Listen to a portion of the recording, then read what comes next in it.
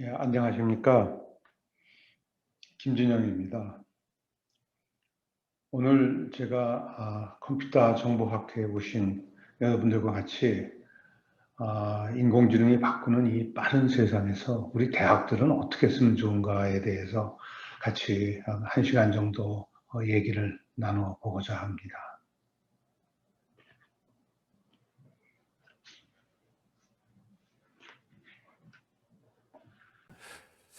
인공지능은 국가 미래 경쟁력의 핵심이다라고 뭐 각 나라 그 총수들이 다 얘기했고 우리나라에서도 굉장히 인공지능에 관심을 많이 갖고 있습니다. 그런데 인공지능이 뭐다라는 거는 쉽지가 않아요. 그 보통 일반 그 대중들이 알고 있는 거는 뭐 이런 식의 뭐 인공지능이 생각하는데 이거는 우리가 과학적인 인공지능이 아닙니다. 그 인공지능으로 무엇을 할 수 있고 무엇을 할 수 없고 하는 거, 이것을 아는 것은 굉장히 중요합니다. 특히 이 지금 기술로 할 수 있는 게 뭐냐. 인공지능 계속 발전하는 기술이니까 뭐 한 30년 후에 인공지능이 뭘 거다 이런 얘기는 그냥 소설에 나오는 거고 뭐 그러면 되는 건데, 지금 그 현장에서 사용을 내면은 지금 기술이 이걸로 할 수 있는 게 뭐냐. 그 다음에 우리 젊은이들은 뭐를 배워야 되는가, 이런 거를 아는 거 굉장히 중요하다, 이렇게 말씀드릴 수가 있습니다. 뭐 우리 국민들한테는 다행히도 그 알파고 때문에 인공지능에 대해서 아주 교육이 잘 돼 있어요. 모르시는 분이 없죠. 인공지능이 이런 거구나라고 충격적으로 받아들여졌던 것 같고요. 근데 그거보다 훨씬 전에 지금부터 한 10년도 더 지난 전에 인공지능이 퀴즈쇼에 나가가지고 우승을 했어요. 사람을 다 물리치고 이기는 그런 게 있었습니다. 저같이 공부하는 사람한테는 이게 더 충격적인 사건이었습니다. 이게 어떻게 이런 게 가능했는가라고 생각했는데, 뭐 우리 사람처럼 생각하고 말도 이해하고 사람의 쓰는 말로 대답을 하고 이런 식의 것이 10년 전에 가능한 것이었다라는 걸 말씀드리고요. 그 다음에 여러분 뭐 일상적으로 우리가 생각하는 거는 그 무인 자동차, 그렇죠? 자율자동차, 이거를 인공지능의 상징이라고 생각합니다. 이미 중국에선 서비스를 시작했고, 뭐 라스베가스에서도 뭐 이런 거 하겠다고 막 그 준비들 하고 있습니다. 뭐 아직 완성된 거는 아닌 것 같아요. 뭐 여러분 많이 얘기 들으셨지만 테슬라가 계속 자율 운행 모드에서 사고를 내고 있고, 그래서 아직 10년쯤 지나면은 아마 좀 되지 않을까 이렇게 생각하고 있습니다. 뭐 10년 전에는 안 될 거다 생각하고 있고, 20년 지나도 안 된다? 그럼 뭐가 큰 문제가 있는 겁니다. 또 인공지능이 의료 쪽에는 굉장히 오래전부터 쓰이고 있었습니다. 뭐 70년대부터 전문가 시스템 그래가지고 의사가 진단하는 과정을 도와주는 시스템들이 많이 나와 있었고요. 요즘에는 굉장히 그 수준이 높아져서 유방암을 진단하는 것이 사람 하는 것보다 훨씬 잘한다. 뭐 이런 식의 그 과학적 증명까지도 있고, 그 다음에 안구 질환, 실명에 이르는 안구 질환, 당뇨성 망막증이라는데, 그런 것을 진단하는 것이 보통 그 안과 의사가 한 2시간 정도 이렇게 소요됐던 건데, 눈만 갖다 대면 즉시 진단할 수 있는 그런 시스템도 만들어져 쓰고 있습니다.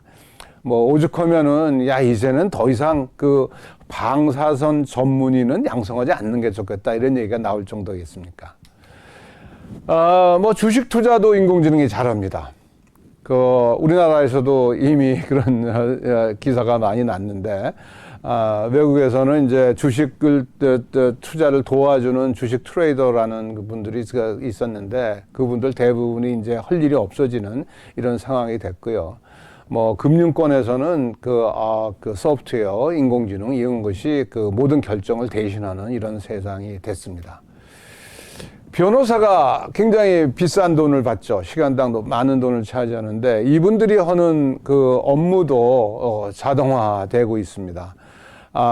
JP 모간이라는 그런 외국계 회사에서 그 36만 시간 동안 변호사가 필요한 일, 그거를 즉시 처리하는 시스템을 만들어서 자동화를 했다 그럽니다. 그러니까 이제 변호사들 업무도 상당 부분이 자동화되는 게 아닌가 이렇게 생각이 됩니다.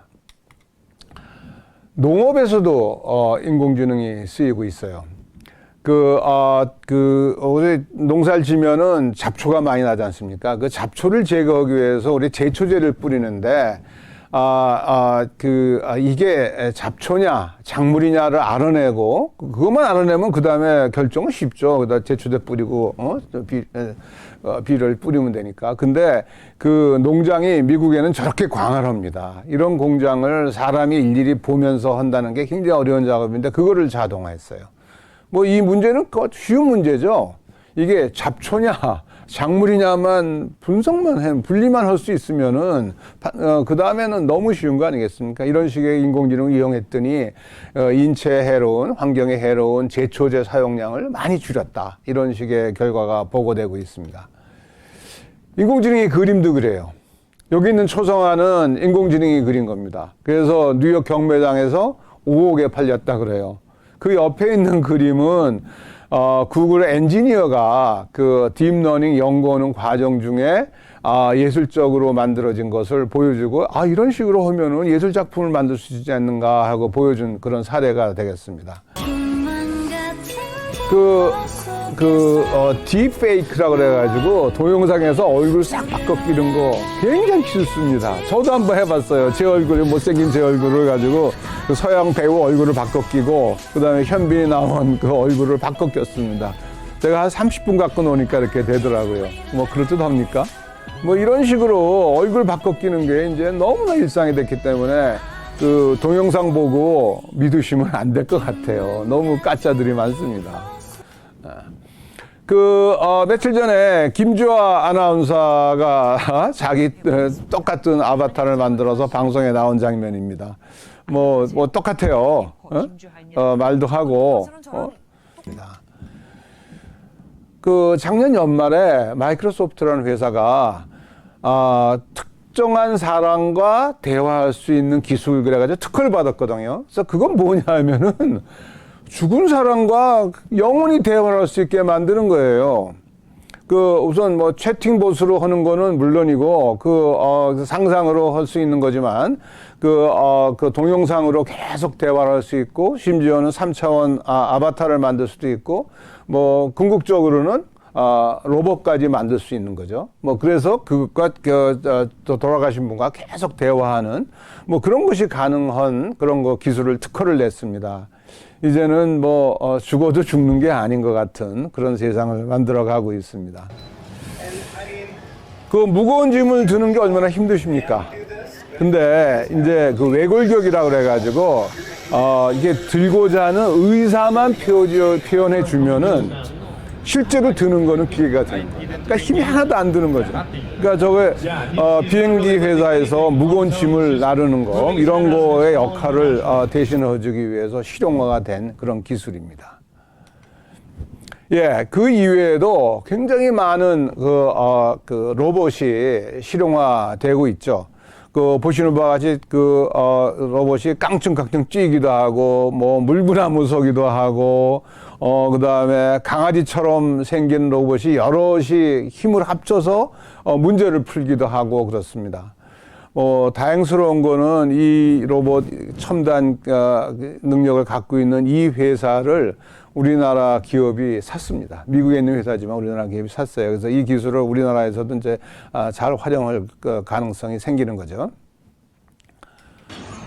예, 이거 재미나서 제가 영상을 갖고 왔는데, 바레인, 중동에 있는 두바이에서 전자쇼가 있었는데, 거기에 바레인 왕이, 로봇, 바디가드를 데리고 나타난 겁니다. 보세요. 바디가드입니다.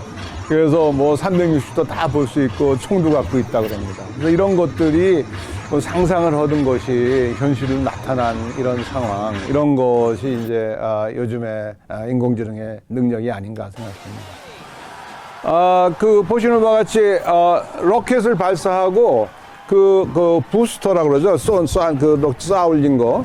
그거를 다시 회수해서 재사용하려고 지금 회수하는 장면입니다. 보십시오. 저게 꽝 떨어지면 부서질 텐데 살짝 떨어지도록 그렇게 만들었습니다.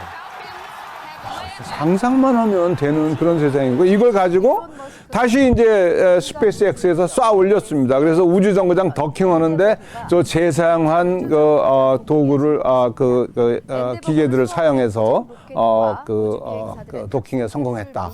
그런 사례를 보여주고 있는 겁니다. 이게 며칠 전 일이죠. 그죠? 우주 탐사의 새로운 예, 여러분 그 알파고를 만든 그 기술을 그냥 게임하는 데만 쓰는 게 아니라 과학적 발견을 하는 데 사용을 했습니다.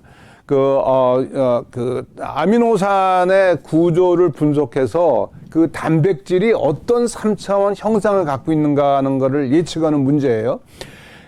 단백질의 3차원 영상을 알게 되면은 이 단백질의 특성이 어떤 거고, 그 다음에 이게 생명체로서 어떤 역할을 하는가, 뭐 이런 거에 대한 아주 굉장히 중요한 그런 기술이라고 그럽니다. 그래서 이것을 이제 알아내기 위해서 2년마다 한 번씩 그 전 세계가 모여서 그 캐습이라는 경진대회를 하는데, 지금까지는 계속 이제 다른 연구소들에서 나왔던 게 우승을 했는데, 알파고로 만든 것이 나타나서 2번 연달아 우승을 했는데, 우승한 그 실력의 정도가 한 남들보다 2~3배 잘하는 거예요.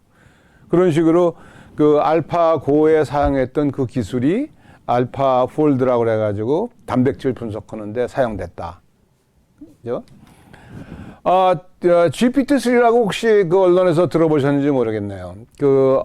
영어에 그 글을 쓰는 그런 인공지능입니다. 여기 빨간 줄로 되어 있는 것이 지문이에요. 이것을 이제 쭉 읽어보고 그 다음에 인공지능이 이런 식으로 글 쓰라는구나 라고 알고, 그 다음에 자기가 글을 쭉 쓰는 거예요. 맨 처음에 나온 거는 셰익스피어가 시를 몇 구절 줬더니 그 다음에 시꺼먼 검은 거는 이제 GPT-3라는 프로그램이 만든 거고요. 제가 그걸 좀 번역을 해왔어요. 여러분들 읽기 힘드실 것 같아서.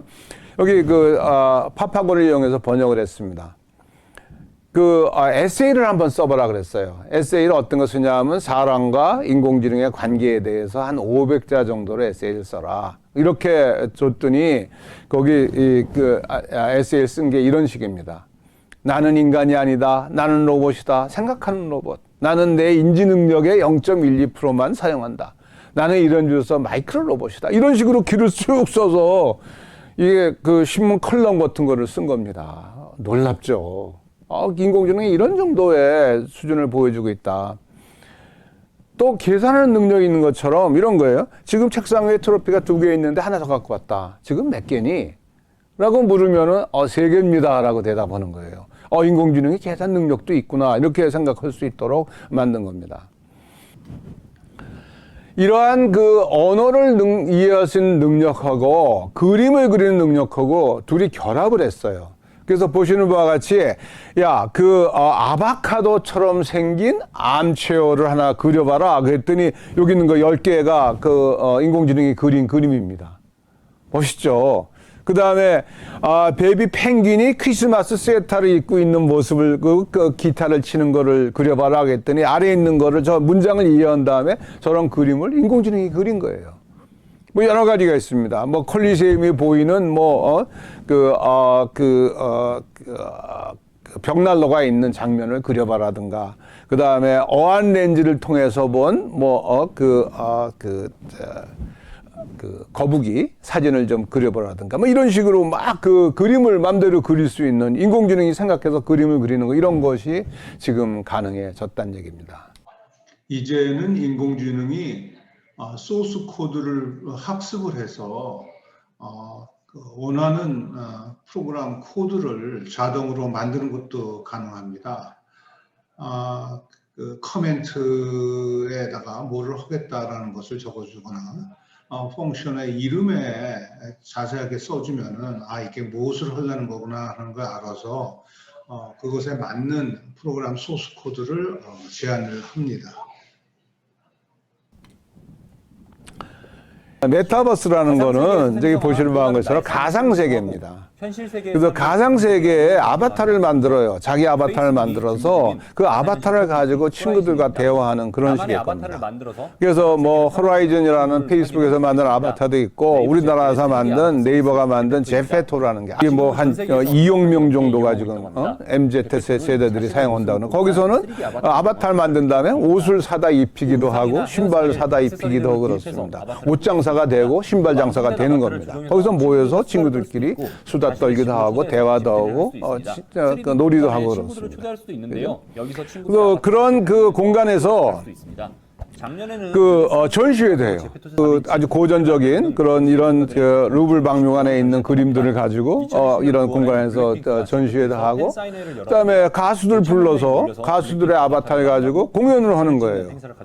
그 옷 가게가 벌어지는 거예요, 이 안에서. 대성에 맞게 아바타를 꾸미는 것이 또 하나의 중요한 콘텐츠이다 보니 패션업계에서 예, 최근에 두뇌와 컴퓨터를 연결하고자 하는 시도가 상당한 수준에 보였습니다. 여기 보이시는 그 그림은 원숭이가 퐁이라는 게임을 생각만으로 하는 겁니다. 뭐 움직이는 게 없잖아요. 그래서 손 잡고 있는 거는 거기서 나오는 주스를 빨아먹는 거고, 이거를 움직이기 위해서 원래 커서를 움직여야 되는데, 조이스틱으로 움직여야 되는데, 그거를 생각으로 하는 걸로 다 바꿔버린 거예요. 그래서 그런 식의 것이 가능하고, 이제 아마 이런 식으로 두뇌와 컴퓨터와 연결되면은 어떤 세상이 될까, 한번 생각해 보시죠. 이게 과연 그게 바람직한 세상인지, 문제가 있을 세상인지 하는 거는 나중에 같이 한번 따져보도록 하겠습니다. 지금까지 제가 말씀드린 게 다 인공지능이라고 그래요. 언론에서 다 인공지능이라고 소개를 하고, 뭐, 하루가 다르게 이런 새로운 그 놀라운 사건들이 벌어지고 있습니다. 이 모든 것이 다 인공지능이야? 그럼 인공지능이 뭔데?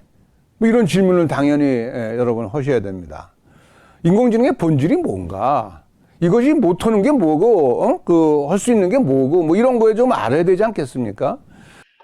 교과서에는 인공지능은 기계로 하여금 지능적 행동을 하게 하는 기술이다, 이렇게 되어 있고요. 이거를 이해하려면 우리가 지능적 행동이 뭐냐, 그 다음에 기계가 뭐냐, 이 두 개를 이해해야 되겠죠. 뭐 지능적 행동이란 거 여러분 다 아시는 것처럼 뭐 듣고 보고 말하고, 뭐 문제를 해결하고, 뭐 지식을 처리해서 모르는 것도 추론해서 알고, 그 다음에 모르면 배우고, 뭐 이런 것을 지능적 행동이라 그러고, 기계는 컴퓨터를 얘기하죠. 컴퓨터는 이제 보편 기계로서 모든 기계가 하는 역할을 다 할 수 있기 때문에 그렇습니다. 우리가 컴퓨터를 이용해서 문제를 푼다는 게 뭔가 하는 거라고 생각합시다. 우리 본질을 좀 얘기하고자 하는 거예요. 컴퓨터는 굉장히 단순한 기계죠. 그래서 거기는 이제 알고리즘이 하라는 대로 수행할 뿐입니다. 그것을 보고 사람들이 밖에서 인공지능이 생각을 한다, 인지작용을 한다, 뭐 창작을 한다, 이렇게 얘기하는 것 뿐입니다. 결국은 우리가 인공지능을 만들겠다 그러는 거는 결국 알고리즘을 만들어야 되는 거죠. 그렇죠? 그러니까 기본적인 컴퓨팅이라는 거, 그것과 크게 다른 게 없는 거다, 이렇게 이해하시면 되겠습니다. AI는 그래서 이제 그런 인공지능이 그 범용 도구로 쓰이고 있습니다. 문제 해결을 위해서 쓰이고 있고, 이것을 이용해서 혁신을 하고 있습니다. 가장 많이 쓰이는 것이 크게 이제 세 가지 방향인데, 첫 번째 게 인지작용을 흉내내는 거예요. 사람 같은 상호작용을 합니다. 듣고 보고 뭐 말하고 이런 거 할 수 있는 능력이고요. 그래서 이런 식의 기술은 그 기계 사용의 편의성을 제공하죠. 이제는 앞으로 모든 기계가 인간과 기계 사이에는 인공지능이 앉아 있을 수 있을 것 같아요. 그래서 우리 사람이 하는 말을 이해해서 기계에다가 명령어를 제시하지 않을까, 이렇게 생각이 됩니다. 두 번째는 문제 해결을 하는 겁니다. 뭐 최적화를 통해서 가장 좋은 거를 찾아내 주는 거죠. 그래서 이제 의사결정의 정밀도를 향상시키고, 뭐 이런 식으로 해서 그 산업에서 큰 효과를 낼 거라고 생각되고요. 또 세 번째는 자동화입니다. 그렇죠? 이런 기술들을 결합을 해서 아주 고도의 능력이 필요한 그런 사업도 자동화를 해서 생산성을 향상하고 경비를 절감하고, 뭐 이런 식으로 사용을 할 거라고 생각합니다. 이런 인공지능을 만드는 데는 크게 그 세 가지 저는 기술 흐름이 있다고 생각합니다. 첫 번째는 사람의 지식을 이용하는 거예요. 뭐 이거 컴퓨터라는 게 먼저 그랬죠. 사람이 다 일일이 코딩을 해줬으니까 뭐 단순 코딩이나 뭐 전문가 시스템, 뭐 요즘에 지식 그래프를 형성한다든가 이런 것들이 다 사람의 지식을 이용하는 거고요. 두 번째가 이제 데이터로부터 학습하는 거. 요즘에 이제 그 딥러닝 이런 것을 아주 각광을 받고 있는 것이 데이터로부터 학습, 기계 학습에 관한 방법이고요. 그 세 번째는 저는 시행착오를 거치면서 발견하는 거다 이렇게 얘기할 수 있습니다. 그게 뭐 강화학습을 얘기할 수도 있고, 뭐 초기에 인공지능에서 얘기했던 여러 가지 탐색 기법 이런 것들을 얘기할 수도 있겠습니다. 이런 식의 방법으로 하여간 가장 좋은 걸 찾는 알고리즘, 그걸 만드는 것이 인공지능이다 이렇게 얘기할 수가 있고요. 이러한 그 인공지능의 발달 상황을 제가 설명하기 위해서 우리가 많이 봤던 인공지능 바둑에 대해서 갖고 한번 설명을 해볼 거예요. 초기에는 일일이 코딩을 했습니다. 이럴 때는 어디다 놓고 저럴 때는 어디다 놓고 이런 식으로 코딩을 했는데 경우의 수가 워낙 많다 보니까 그 성능이 잘 안 나왔죠. 그래서 뭐 아마추어 수준을 벗어날 수가 없었는데 그거를 이제 학습을 이용해서 고수들이 두었던 그 프로 기사들의 기보를 이용해서 학습을 시켜서 그 고도의 그 능력의 바둑 알고리즘을 만들었고 또 그것들을 복제해서 그 경쟁을 시킴으로써 또 새로운 기보를 만들어냈습니다. 그래서 그걸 또 학습을 시켜서 성능을 증강시켰습니다. 이게 이제 우리가 봤던 알파고예요. 근데 그 후에 알파 제로라는 것이 나타났는데 1년쯤에 나타났는데 거기에서는 사람한테 배우는 거를 빼버렸어요. 그리고 컴퓨터끼리 게임을 시작하고 거기서부터 수를 발견해서 그것을 가지고 스스로 배우는 강화학습을 기반으로 한 것으로 만든 알파 제로를 만들었습니다. 근데 이 알파 제로가 훨씬 빨리 성장했다는 겁니다. 성능도 좋고. 그러니까 사람이 제공해준 지식 그 별거 아니라는 거죠. 인공지능이 알아서 다 지가 지식을 찾았죠.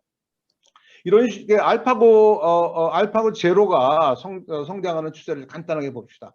한 3시간 훈련시키고 나니까 그뭐 젖바둑을 두고 있고 그다음 19시간 정도 훈련시키니까 제법 그럴듯한 바둑을 두고 있고요. 한 70시간 두고 나니까 아주 고수가 되더라는 것을 보여주고 있습니다. 이런 식의 그 알파고가 승리한 것은 정말 여러 가지 우리가 생각할 게 많죠. 철학적으로도. 우선 데이터로부터 학습할 수 있다는 거, 인공지능이 스스로 그 능력을 쌓기 시작한다. 그 다음에 인공지능이 인공지능과 경쟁을 통해서 능력을 향상한다. 그 다음에 인류가 수천 년 동안 쌓아서 전수해서 이래서 쌓았던 지식을 한 몇 시간 만에 능가하더라. 근데 이러한 능력이 바둑만 적용되는 게 아니라 뭐 다른 문제에서도 잘 적용되더라. 뭐 이런 식으로 것을 보여줬던 거 아니겠습니까? 그래서 우리는 이제 인공지능부터 배워야 된다. 인공지능과 같이 살아야 된다. 사람의 능력은 자식의 타고난 능력에 플러스 그 인공지능으로 증강된 능력이다. 이렇게 우리가 생각해야 되겠습니다. 뭐 사람의 지식을 이용하는 인공지능 기법도 지난 한 6, 7년 열심히 연구했고 지금도 굉장히 열심히 하고 있습니다. 뭐 좋은 성과를 많이 냈죠. 그 퀴즈대에 나갔던 그 제프드에 나갔던 지능형 정보 검색이 아주 대표적인 사례입니다. 뭐 주어진 것만 가지고 대답하는 것이 아니라 추론을 거쳐서 새로운 것을 대답할 수 있는 그런 능력이고요. 그런 것들이 요즘에 뭐 인공지능 스피커 뭐 이런 식으로 확장되고 있고 뭐 넓은 영역을 다 커버를 못하니까 좁은 영역에서 특정 내용에 대해서는 뭐 아주 깊이 있게 대화해주는 그런 시스템들이 실용적으로 쓰이고 있습니다. 뭐 궁극적으로는 이제 뭐 인생의 동반자, 그래서 내 인생 전체를 자문받을 수 있는 뭐 그런 식의 동반자를 꿈꾸고 있습니다만 뭐 그거는 뭐 시간이 좀 걸리겠죠. 데이터로부터 배우는 인공지능은 이것도 뭐 오래됐어요. 1940년도에 신경세포가 어떻게 생겼는지 알았고 1950년도에 이것을 기반으로 해서 그 신경망, 간단한 신경망을 만들었고 이렇게 하면은 뭐 아주 굉장히 여러 가지 문제를 풀 수 있다라는 것을 발견을 했습니다만 어려운 문제는 잘 못 풀었죠. 그리고 그 복잡해지면 잘 못 풀었습니다. 그랬던 건데 그것을 이제 그 학습 능력도 좋아지고 데이터도 많아지고 그다음에 컴퓨팅 능력도 좋아지고 나니까 성능이 굉장히 좋아져서 아주 복잡한 네트워크도 신경 학습을 시킬 정도가 됐습니다. 그래서 딥러닝이라는 게 나왔고 딥러닝은 뭐 영상 인식 이런 데서 뭐 사람의 능력을 증가하는 수준을 보였고, 그 다음에 뭐 이걸 이용해서 얼굴 인식하는 거는 뭐 99.9% 뭐 이 정도 수준들을 보이고 있습니다. 뭐 그냥 누구라는 것만 아는 게 아니라 뭐 이 사람이 뭐 나이는 얼마쯤 됐을 것 같고, 남자냐 여자냐, 뭐 화가 났냐, 뭐 즐거워하냐, 겁을 먹었냐, 이런 식의 그 감정까지 다 인식하는 상태로 그렇게 되어 있습니다. 이러한 그 컴퓨터 비전 기술은 이제 이미 산업화되었습니다. 뭐 2년 동안에 그 훈련 비용이 200분의 1로 줄었다 그러니까 이제 누구나 사용할 수 있는 게 됐죠. 그래서 암을 진단한다든가 뭐 농업이라든가 뭐 품질 검사에서 누구나 사용할 수 있는 거다, 이렇게 생각하시면 되겠습니다. 또 학습한 이미지를 생성하는 기술도 굉장히 발전했어요. 보시는 바와 같이 시간이 지남에 따라서 생성하는 그 그림이, 이게 사진을 골라준 게 아니고 사진을 만들어낸 겁니다. 뭐 초 단위로 이런 만들어낼 수 있는데 2020년에 만든 거 보면은 뭐 아주 섬세하게 뭐 그 잔머리라든가 뭐 흰머리라든가 잔주름 이런 것까지 다 보여줄 수 있는 섬세하게 만들어졌고요. 이거를 만드는 과정 중에서 약간의 파라메타 조정을 하면은 뭐 젊은 사람을 나이 먹었을 때 어떻게 됐겠느냐, 뭐 이런 식으로 만들 수도 있고, 그 다음에 사진을 주고 이 사람이 화가 나면 어떤 모습을 할 거니, 이 사람이 겁을 먹으면 어떤 표정이 될까, 이런 것을 만들었고요. 목소리도 이렇게 변형을 해서 흉내낼 수 있는 이런 것들을 만들어졌죠. 이런 기술들을 이용해서 뭐 대가가 그린 그림의 그런 화풍의 그 사진을 갖다 그런 풍으로 바꾸는 건 이제 누구나 할 수 있는 기술이 됐고요. 그다음에 보시는 바와 같이 뭐 정선이 그린 그림을 보여주고 인왕산 사진을 주면은 인왕산 사진처럼 정선처럼 그림을 그리는 거 뭐 쉽게 그 초단위로 저게 결과가 나옵니다. 뭐 이런 식의 작품들을 이제 누구나 할 수 있는 것이 됐죠. 그래서 이제 예술 작품을 이제 복제품이 아니라 다 오리지널이죠, 그죠? 다 오리지널을 누구나 사용할 수 있는 그런 세상을 좀 만들어가고 있다, 이렇게 생각할 수가 있습니다. 뭐 딥러닝의 언어 문장 이해에서도 상당한 성과를 보이고 있습니다. 뭐 번역, 여러분 팝하고 많이 쓰시고 있을 거고요. 그 다음에 문장을 요약해 주기도 하고, 뭐 요약해서 번역하면 아주 그 용도가 좋겠죠.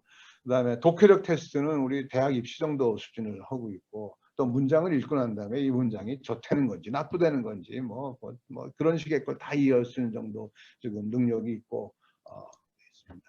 그래서 이런 것들을 연결을 하니까 사진을 보여주고 이해를 했으니까 그거를 문장으로 서술해봐라 했더니 영어로 문장 잘 서술하고 있고요. 우리도 뭐 따라할 수 있죠. 그래서 저희 제가 있던 연구소에서 만든 건데, 여기 이제 문재인 대통령이 야구를 하고 있습니다. 저 사진을 보여주니까 연구원이 뭐 아저씨가 야구를 하고 있습니다, 이렇게 갖고 왔더라고요. 그래서 야, 이거 아저씨가 보통 아저씨가 아니니까 우리 얼굴 인식과 연결합시다 그랬더니 그 다음날 만들어 왔어요.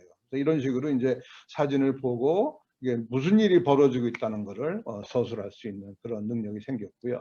또 반대로 문장을 주면은 문장을 가지고 그것에 해당하는 영상을 만들어내는 것도 가능합니다. 여기서 첫 문장이 뭐냐면 달걀처럼 생긴 뭐 얼굴에 화장을 뭐 특이한 그런 웃고 있는 여자를 뭐 봐라, 이거 그려낸 거예요, 만들어낸 거예요. 그래서 이런 것을 이제 이런 능력이 됐으니 이런 걸 이용해서 만들어낼 수 있고, 아까 봤듯이만 이런 식의 그 창작도 할 수 있는 그런 능력들이 이제 생겼다, 이렇게 말씀드릴 수 있고, 또 시행착오를 통해서 능력을 향상하는 인공지능은 글쎄요, 뭐 이렇게 시험을 해서 실패하면 이러면 안 되겠구나.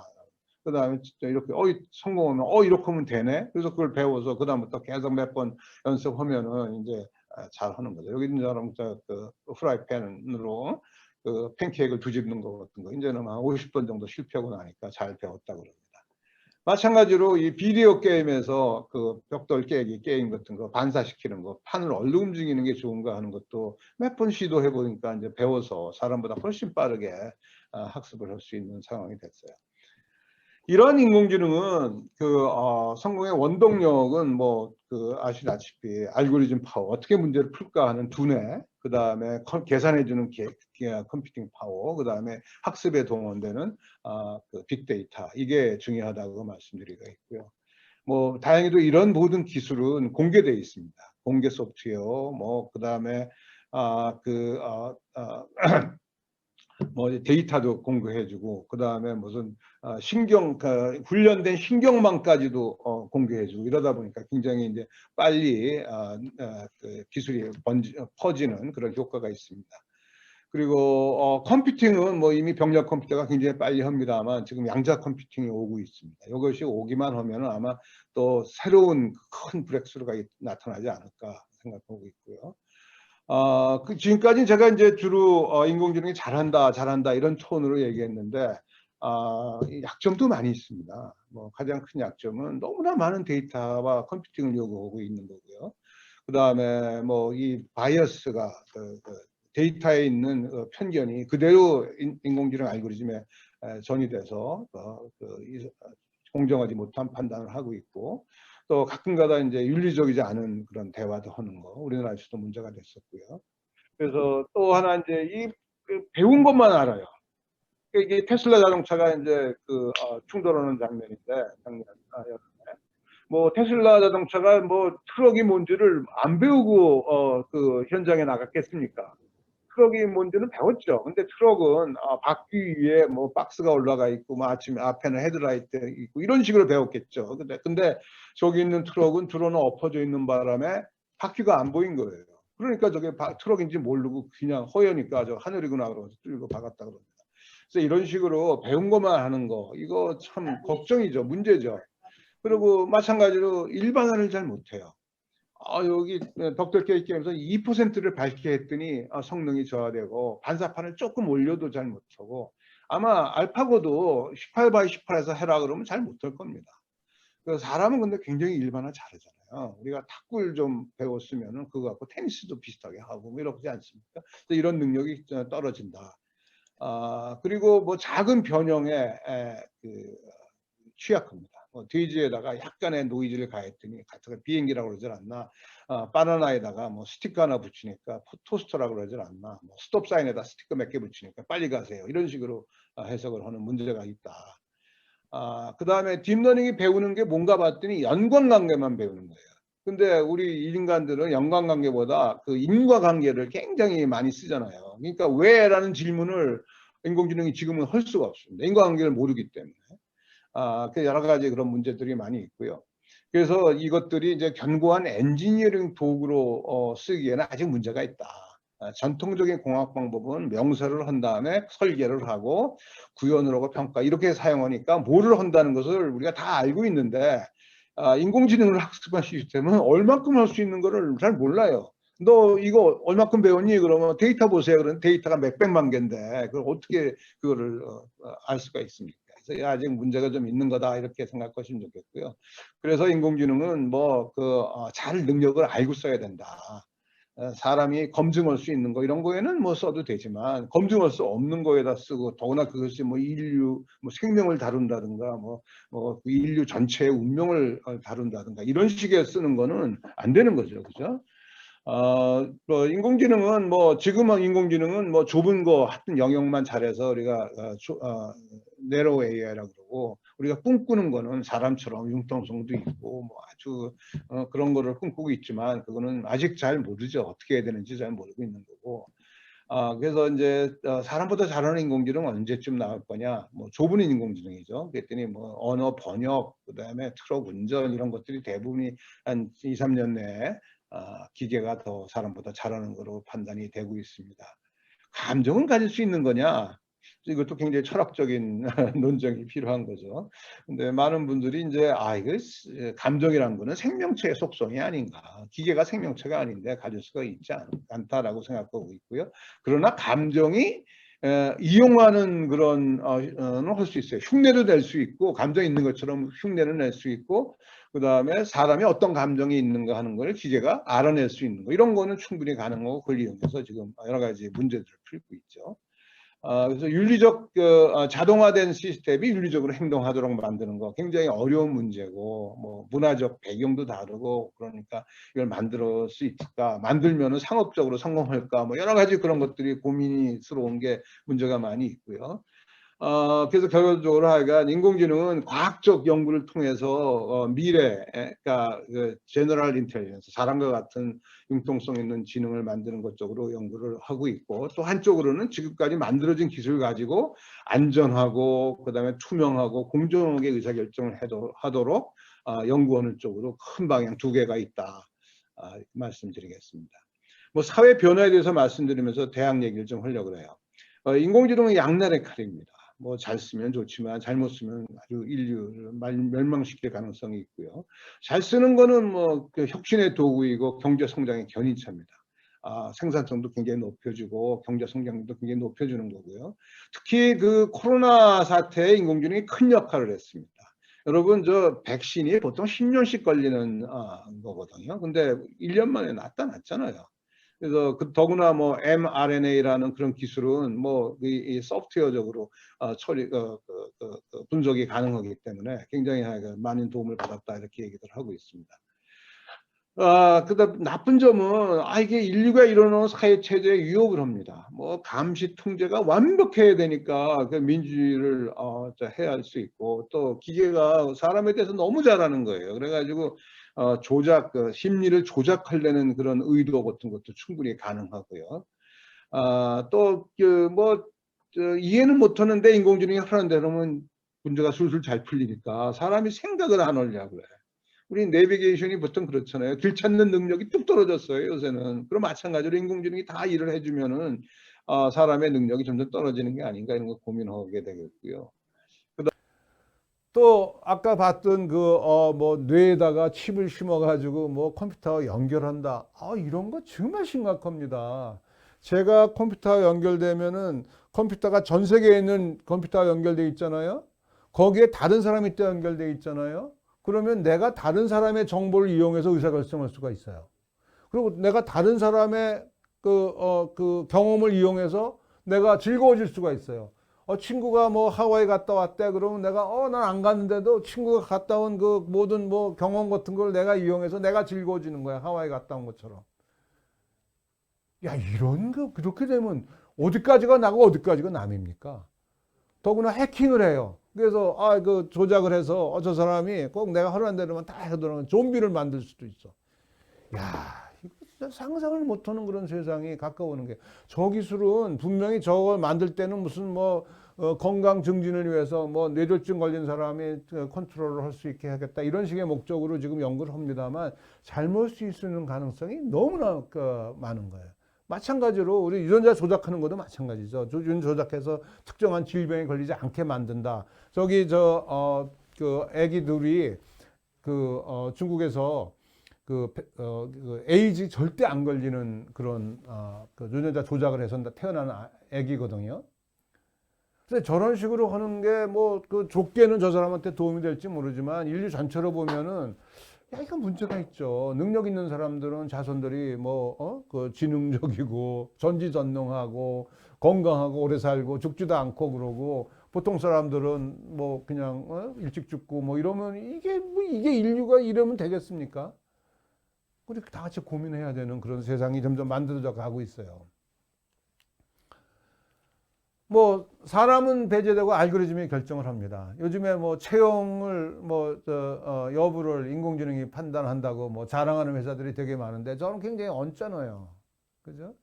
그 다음에 뭐 영화 만들까 말까 결정하는 것도 인공지능이 한대요. 이게 돈이 벌리나 안 벌리나가 가장 중요한 요소라고 그럽니다.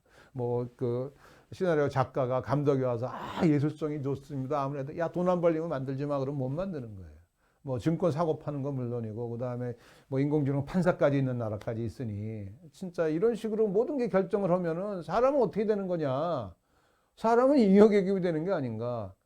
옛날에 그 제국주의에서는 노동력을 착취라도 했어요. 그 사람이 노동력이라도 사용을 했는데 이제는 노동력도 필요 없어.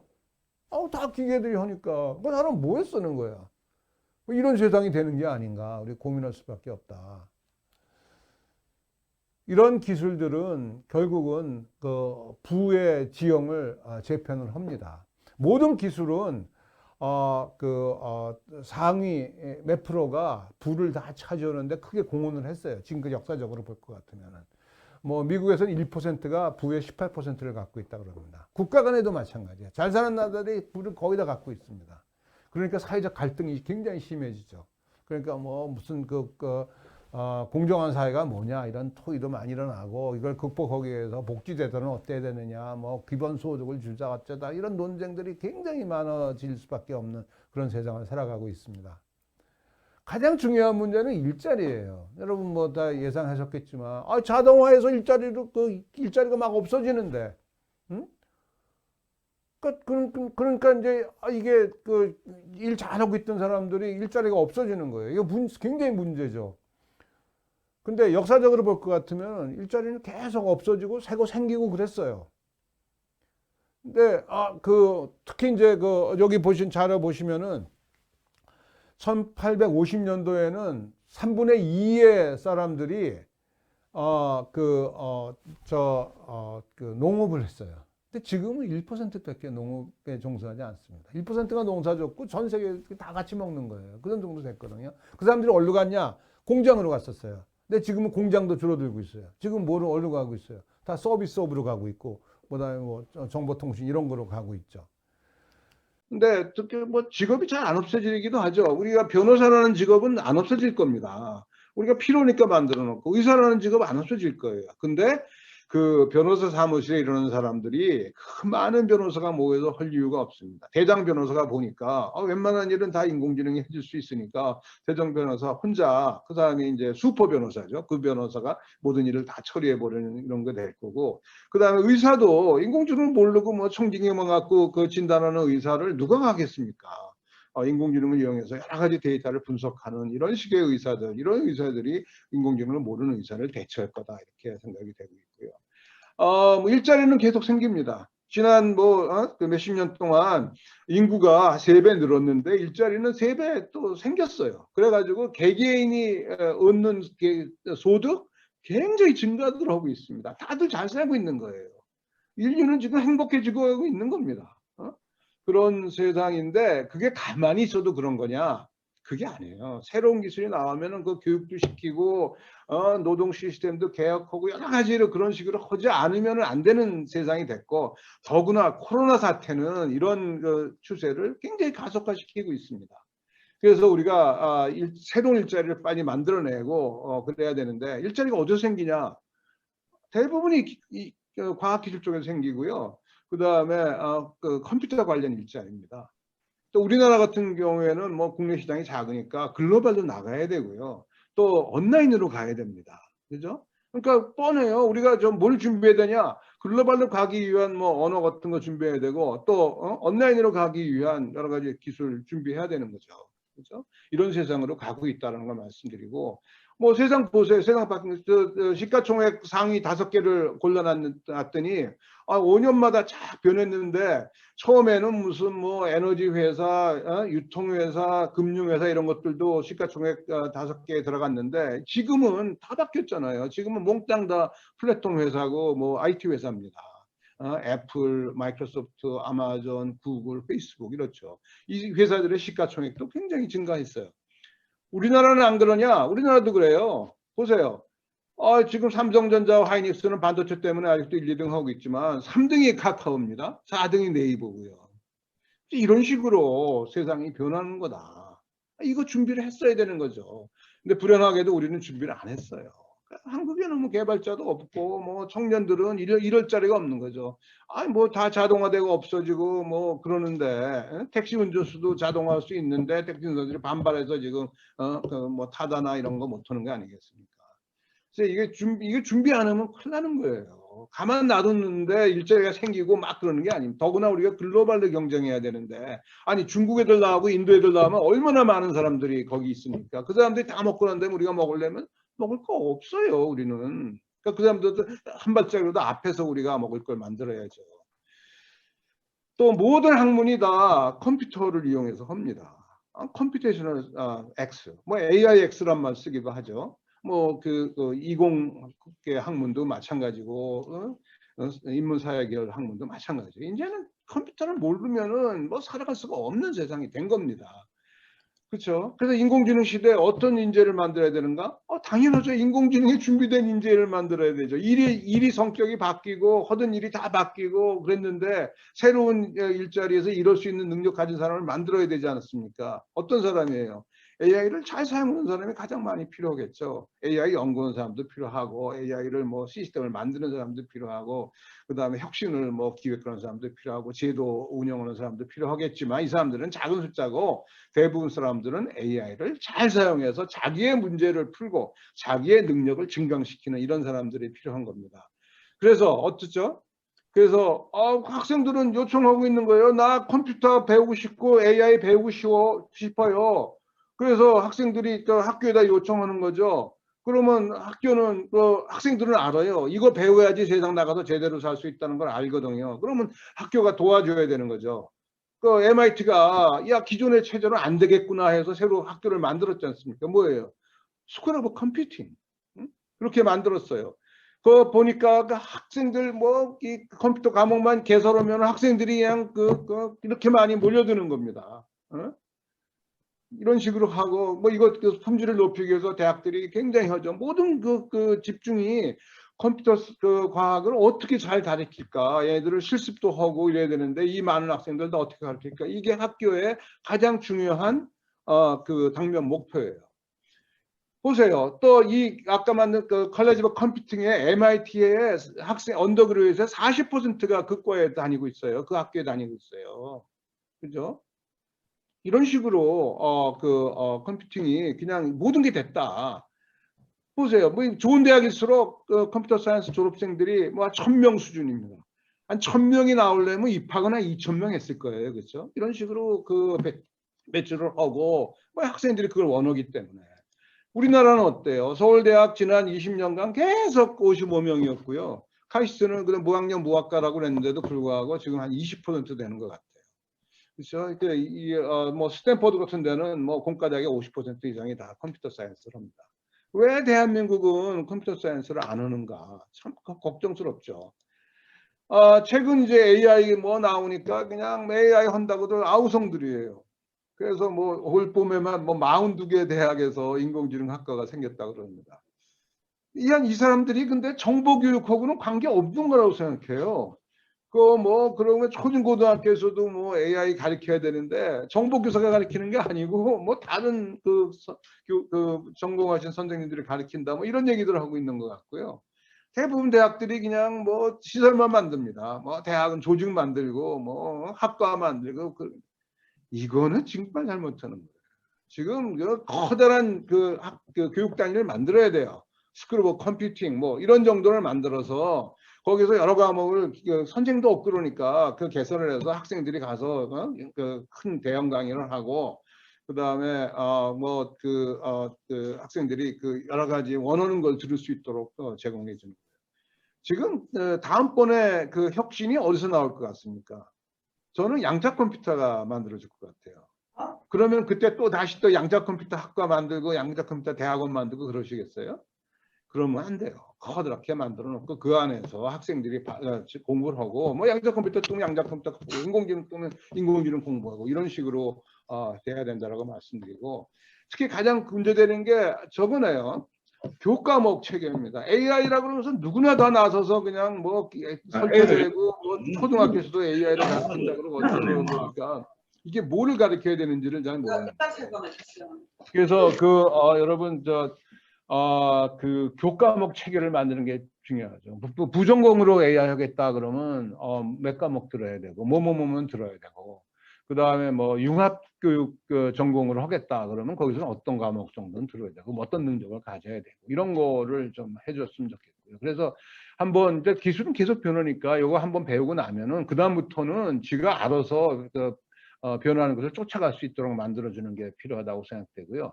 그래서 미국 교사협회에서 얘기한 게 아주 마음에 와 닿아서 갖고 왔는데요. 인공지능 교육을 어떻게 해야 되는 거냐? 컴퓨터는 센서를 이용해서 인식한다라는 거를 가르쳐야 되고요. 가장 중요한 겁니다. 그 다음에 그 인식한 거를 컴퓨터에다가 모델을 만들어서 표현을 한다. 어떤 식으로 표현을 한다. 그리고 데이터로부터 학습할 수 있다. 그다음에 그 인간과 상호작용을 하기 위해서 아주 굉장히 다양한 종류의 지식이 필요하다. 그죠? 뭐 데이터로부터 배워가지고 뭐 딥러닝 모델 갖고는 인간의 모델을 사용할 수 없기 때문에 다양한 대화가 안 됩니다. 그걸로 끝나면 안 되는 거예요. 그 위에 이제 사람의 지식하고 연결될 수 있는 부분이 필요하다는 거고요. 그다음에 마지막으로 인공지능은 사회에 굉장히 큰 영향을 미친다. 긍정적일 수도 있고 부정적일 수도 있고. 그러니까 이런 식으로 우리가 인공지능을 잘 가르쳐야 된다는 것을 강조하고요. 우리 대학도 마찬가지입니다. 이런 식으로 교육을 하셔야 될 거라고 생각하고요.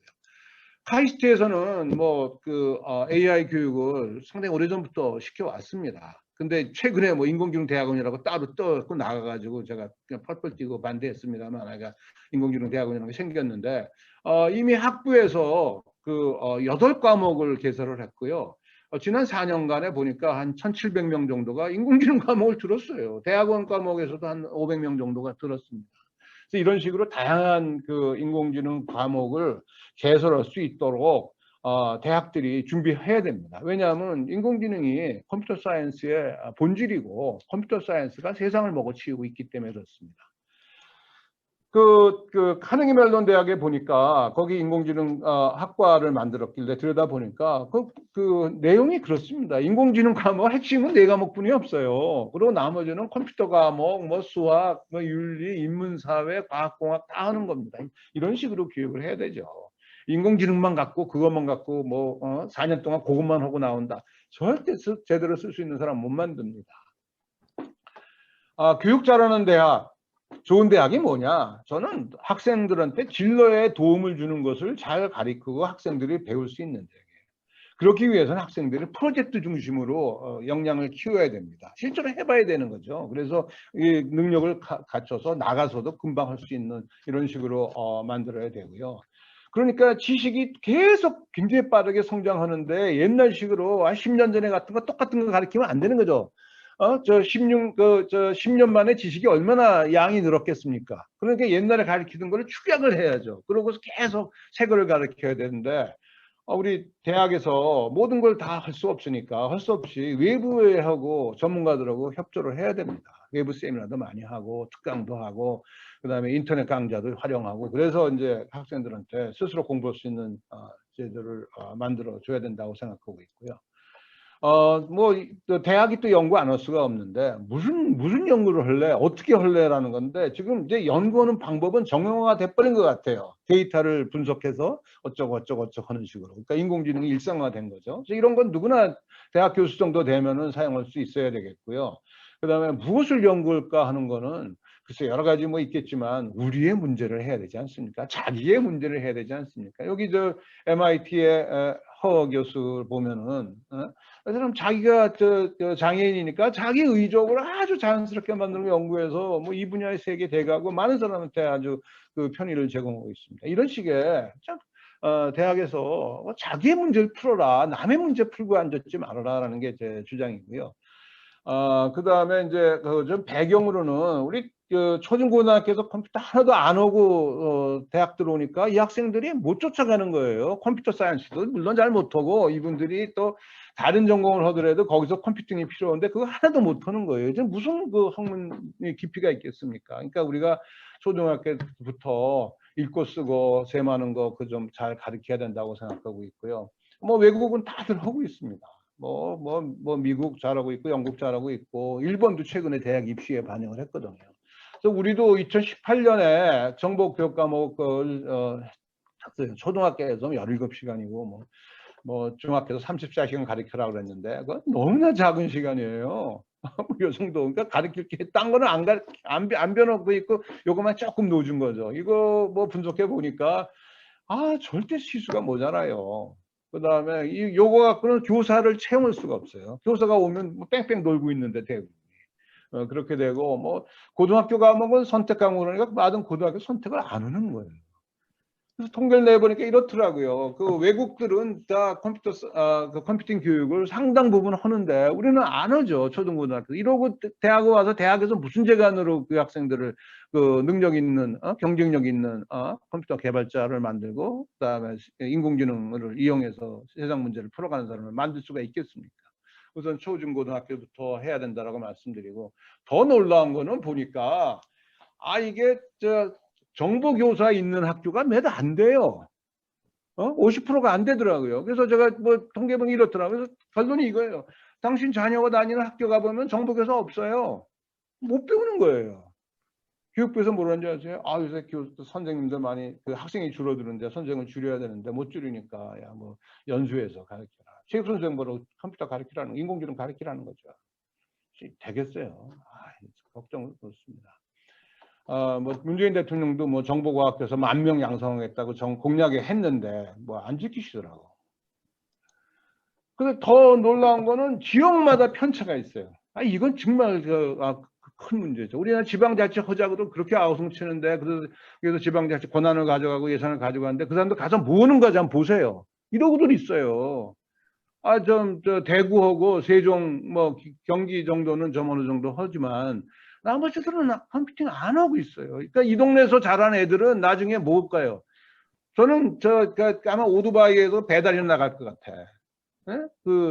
얼른 보내세요라고 판단하고 뭐 그런 인터페이스 만드는 거는 대구 출신, 세종 출신, 경기 출신이 하고, 다른 출신들은 막노동이나 하고 뭐 이런 거 할 것 같아요. 이러면 안 되죠. 그래서 우리가 학술 단체들이 모여가지고 야 이러면 안 되겠다. 초중고등학교에서 보편성 중심으로 좀 교육을 해라라고 지난 6월달에 선언을 했고요. 이번 올해가 그 총론을 앞으로 2008년까지 쓸 총론을 결정하는 해라고 합니다. 그러니까 우리 다 같이 힘을 합쳐서 이런 데서 건의를 해줘야 될 거라고 생각되고요. 예, 마지막 슬라이드입니다.